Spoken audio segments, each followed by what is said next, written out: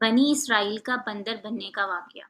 بسم اللہ الرحمن الرحیم۔ جیسا کہ اسلام میں جمعہ عزت والا ہے، عیسائیوں کے لیے اتوار اور ہندوؤں کے لیے منگل، اسی طرح یہودیوں کے لیے ہفتے کا دن محترم تھا۔ مگر فرق اتنا ہے کہ اسلام میں صرف ان لوگوں پر جن پر جمعے کی نماز فرض ہے، جمعے کی پہلی اذان سے ختم نماز تک وہ دنیاوی کاروبار کرنا حرام ہے جو نماز میں دخل انداز ہوں۔ عورتیں، بچے، مسافر اور بیمار لوگ اس حکم سے علیحدہ ہیں کیونکہ ان پر جمعہ فرض نہیں ہے، لیکن یہودیوں اور عیسائیوں کے ہاں ان سارے دنوں میں دنیاوی کاروبار حرام تھے، اور خاص کر شکار کرنا سخت جرم۔ موسیٰ علیہ السلام کے بعد یہ واقعہ پیش آیا کہ بنی اسرائیل کی ایک جماعت بحر کلزم کے کنارے شہر ایلا میں رہتی تھی، جو مدینہ منورہ اور شام کے درمیان ہے۔ یہ لوگ مچھلی کے بہت شوقین تھے۔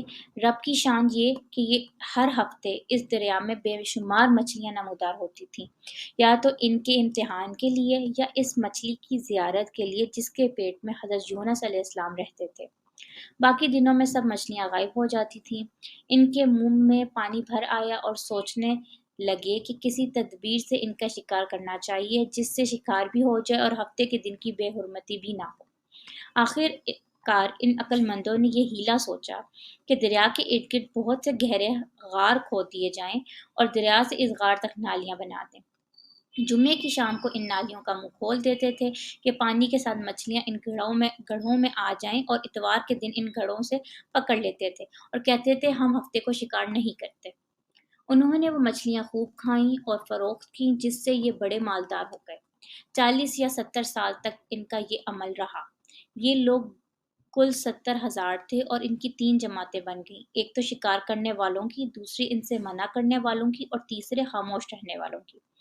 یہ لوگ کل 12,000 تھے، باقی سب شکاری۔ جب شکاریوں نے ان کی نصیحت نہ مانی تو انہوں نے اپنے اور ان کے درمیان ایک دیوار بنا کر شہر کے 2 حصے بنا دی اور کہا کہ ہم ان کے ساتھ نہ رہیں گے، ہم پر عذاب نہ آ جائے۔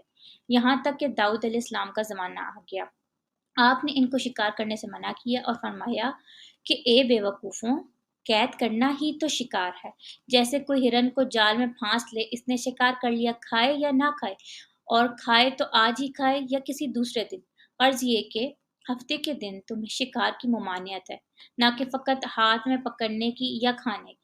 اس سے باز آ جاؤ ورنہ عذاب میں گرفتار ہو جاؤ گے۔ شکاریوں نے کہا ہم تو بہت عرصے سے یہ کام کر رہے ہیں، اگر یہ برا ہوتا تو اب تک ہم کو امن کیوں ملتی؟ تب داؤد علیہ السلام نے یہ دعا فرمائی جس سے رب کا غضب آ گیا، اور رات میں یہ سب کے سب بندر بن گئے، یا جوان لوگ بندر اور بوڑھے لوگ سور بنا دیے گئے، معاذ اللہ۔ ان کے عقل و حواس تو باقی رہے، مگر ان کی قوت گویائی جاتی رہی اور جسموں سے سخت بدبو نکلنے لگی۔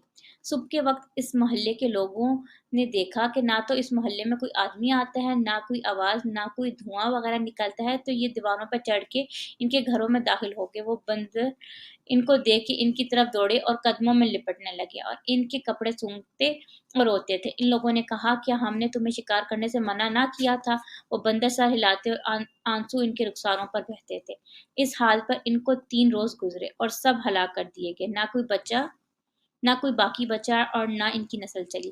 لوگوں میں یہ مشہور ہے کہ موجودہ بندر انہی کی نسل میں ہیں، لیکن یہ غلط ہے۔ ان سے پہلے بھی بندر تھے اور یہ موجودہ بندر ان سے پہلے بندروں کی اولاد میں سے ہی ہیں، کیونکہ صحیح روایت میں ہے کہ کوئی مسخ شدہ قوم 3 دن سے زیادہ نہیں جیتی، نہ کھاتی ہے، نہ پیتی ہے، اور نہ ہی اس کی نسل چلتی ہے۔